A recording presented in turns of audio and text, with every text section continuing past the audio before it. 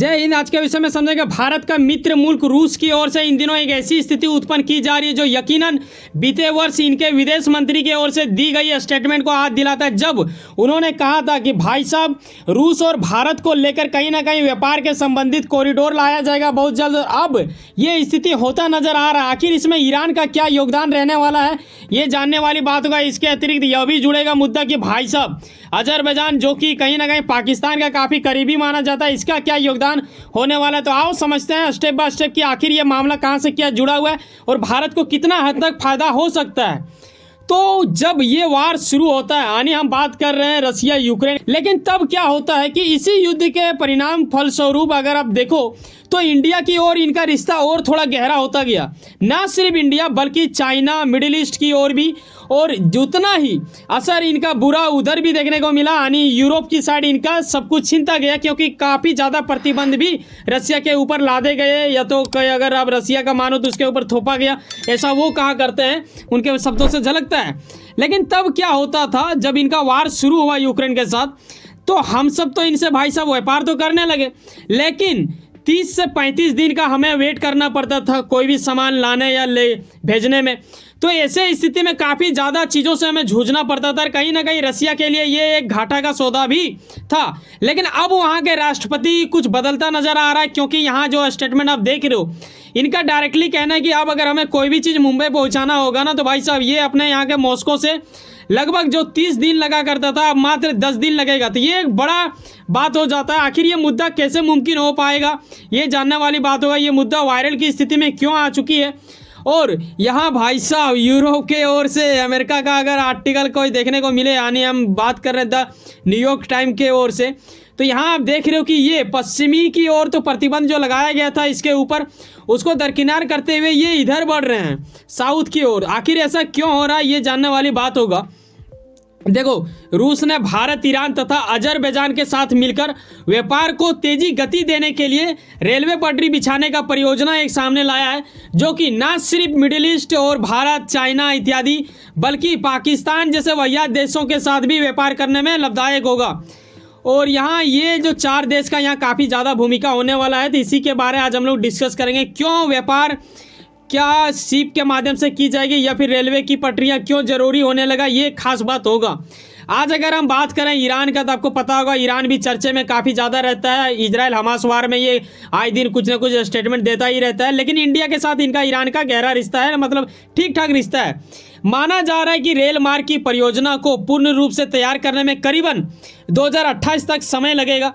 ऐसे विषय में इसे जोड़ा गया है INSTC के, ये होता है international north south transport corridor. अब इसमें क्या होगा कि भाई साहब व्यापार को लेकर जो कार्गो शिप गुजरती है, इन चीज़ों को लेकर इसमें ध्यान रखा गया है। क्या ध्यान रखा गया है, ये जानने वाली बात होगा। पहले ये कैसे होता था, रूस को ऐसा क्यों लगा कि इसमें रेलवे पटरियां बिछाना अनिवार्य से हो गया है। देखो हो क्या रहा था उन दिनों, वो देख लो। अगर यहाँ इंडिया, ठीक है, मुंबई का यहाँ पे पोर्ट है, यहाँ से हमें पहले भेजना पड़ता था, यहाँ पे क्या है बंदर अब्बास, ठीक है, जो कि ईरान के ही अंतर्गत आता है। और यहाँ से अगर आप देखो, यहाँ से आपने शिप से भेजा भाई साहब इस लोकेशन में। अब इस लोकेशन के अजरबैजान से थोड़ा सा नीचे और ईरान के लगभग आधा में आप देखोगे कि वहाँ तक रेलवे पटरियाँ बिछी हुई थी, लेकिन इधर कहीं ना कहीं शिप के माध्यम से जाया करता था। ऐसे में हमें किन चीज़ों को झेलना पड़ता था कि पहले तो शिप से भेजो, फिर उसे आप भेजो दूसरे चीज़ों से, फिर गाड़ी से या फिर किसी अतिरिक्त चीज़ से, फिर शिप में डालो। जैसे में लोड करना, फिर उसे ये करना, काफ़ी ज़्यादा मुसीबतों का सामना और सामान का टूटना फूटना भी कहीं ना कहीं स्थिति बढ़ जाती थी। अब क्या हो रहा है कि इन चीज़ों को दरकिनार करने के लिए प्रयास की जा रही है। जैसे कि मैंने पीछे बताया कि रूस की ओर से एक परियोजना पेश की गई है। ईरान को इन्होंने 1.4 अरब डॉलर ऋण देने की बात को लेके ये मान चुके हैं, और इतना अधिक लोन इसे दे रहे हैं।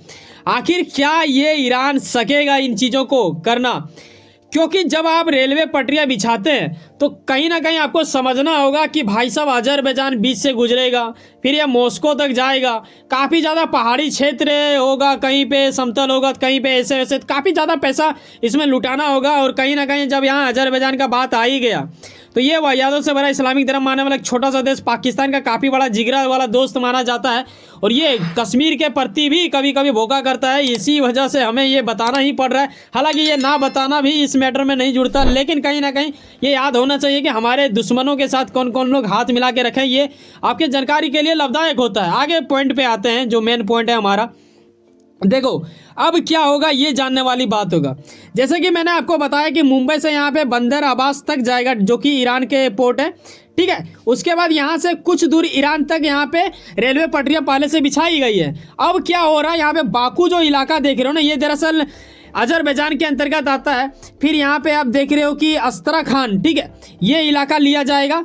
फिर यहाँ से धीरे धीरे मॉस्को, यानी मतलब आप समझ लो कि मॉस्को से लेके ईरान तक लगभग ये टच करेगा।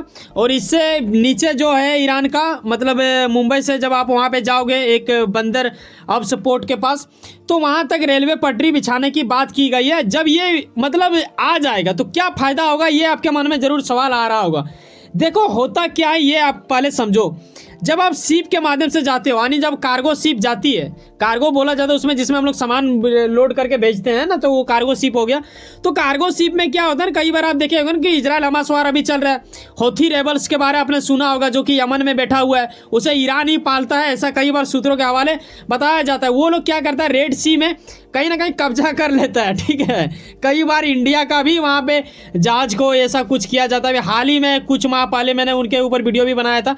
तो रेलवे पटरी से अगर डायरेक्टली आएगा ना, तो सामान तो ना तो लोड करना होगा, फिर ये करना होगा। जैसे बीच में क्या होता था, पहले शिप में लोड करो, फिर वहाँ पे ट्रेन में जाओ, फिर कुछ दूर में उतारो अजरबैजान के पीछे, फिर शिप में डालो।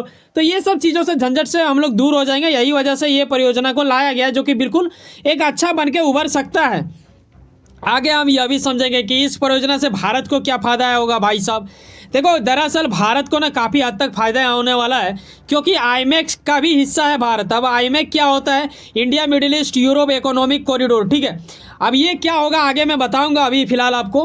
लेकिन समझने वाली बात ये है कि इससे हम लोग यूरोप की ओर भी अपना जो व्यापार है बेहतर तरीके से कर पाएंगे। ये दरअसल आप मैप देख लो, जहाँ पे आप देखते हो कि India middle east Europe economic corridor को, जो कहीं ना कहीं G20 जब हमारे देश में बीते वर्ष होस्ट की गई थी, तभी इसका बीज बो दिया गया था, यानी इसे स्वीकार किया गया था। इसके ऊपर काफ़ी ज़्यादा देश उत्साहित था बनाने के लिए। लेकिन दुर्भाग्यपूर्ण हम लोग का ये रहा भाई साहब कि तभी जब हम इसके ऊपर टूट पड़े, यानी इसको हम करने के लिए पूर्ण रूप से तैयार हुए, अब तब काम शुरू होता। और इसमें काफ़ी ज़्यादा जो विश्व का सुपर पावर देश माना जाता है अमेरिका, काफ़ी इंटरेस्ट ले रहा था, क्योंकि चाइना के BRI को उखाड़ फेंकने की प्रयास था उनका, और इसमें इंडिया भी साथ दे रहा था। इसके अतिरिक्त और 6 देश जुड़े थे। धीरे धीरे ये देश कंट्रियां बढ़ती जाती। इजराइल का भी यहाँ भूमिका था, क्योंकि वहीं से ये गुजरता, जैसे कि मैप के माध्यम से आप देख पा रहे हो।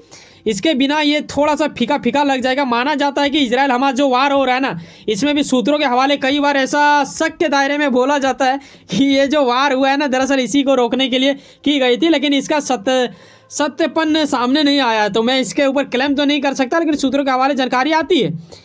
अब सवाल ये था कि तब इजराइल हमास वार जब शुरू हो गया तो इसकी गति में धीमी पड़ गई, यानी ये पूरा तरह से फीका फीका हो गया, रुक सा गया है। हालांकि अभी UAE जब PM मोदी पहुंचे थे तो उन दिनों ये मुद्दा फिर से उठा था, क्योंकि PM मोदी का कहना है कि हम लोग UAE तक ये सफ़र जारी कर देते हैं तो बेहतर होगा, धीरे धीरे वो काम शुरू हो जाएगा, तो अच्छी बात है। अब देखने वाली बात होगा उसमें क्या होता है। हालांकि वो मुद्दा आगे बढ़ेगा, लेकिन ये वार से काफ़ी ज़्यादा झटका लगा। आगे हम यह भी जानेंगे, जब दुनिया जानती है भाई साहब, जब भी कोई देश किसी दूसरे देश से युद्ध करता है तो यकीनन उस देश की अर्थव्यवस्था काफ़ी नरम स्थिति में आ जाती है। ऐसे में भारत का बहुत बड़ा योगदान रहा। जब रसिया यूक्रेन का वार शुरू हुआ था, रूस के साथ अगर हम व्यापार ना करते तो शायद रूस का अर्थव्यवस्था काफ़ी ज़्यादा डगमगा जाता। तो ये गहरा रिश्ता हमारा आज से नहीं बल्कि वर्षों से है, तो रूस और भारत के बीच परंपरागत रूप से चलता आ रहा है, जो कि यकीनन। लेकिन खास बात ये होगा कि 2025 तक पहले भारत और रूस के बीच में ऐसा कुछ टारगेट रखा गया था भाई साहब, 30 अरब तक हम लोग ये करेंगे, यानी ये डॉलर के रूप में था। लेकिन हमने क्या किया कि 2022 में ये क्रॉस कर दिए। अब सवाल ये है कि 2025 तक हमारा टारगेट हो चुका है $50 बिलियन। अब इसे हम लोग पूरा कर पाएंगे कि नहीं कर पाएंगे। अगर ये जो अभी परियोजना शुरू की गई है, यानी रेलवे पटरी बिछाने के लिए, इससे ना सिर्फ रसिया का माल हमारे यहाँ पे आएगा, इससे मिडिल ईस्ट भी जुड़ेगा, पाकिस्तान भी जुड़ सकता है, अतिरिक्त और देश भी जुड़ सकता है, लेकिन भारत भी तो अपना सामान वहाँ पे भेज सकता है। तो काफ़ी ज़्यादा हमारा फायदा हो सकता है। 50 बिलियन हम लोग बहुत जल्दी छू लेंगे, ये भी अनुमान लगाया जा रहा है। वैसे सुनो ना, कहीं ना कहीं कुछ न कुछ काम करते हैं, यकीनन अपने काम के प्रति काफ़ी ज़्यादा उम्मीद रखते होंगे, यकीनन आपका मेहनत आपका मंजिल बन के मिला। वैसे सुनो ना, सब्सक्राइब कर लो वर्ल्ड अफेयर्स पॉलिटिक्स और जुड़े रहो मुझसे। चलो मिलते हैं किसी नेक्स्ट वीडियो में। बाय, जय हिंद, जय भारत।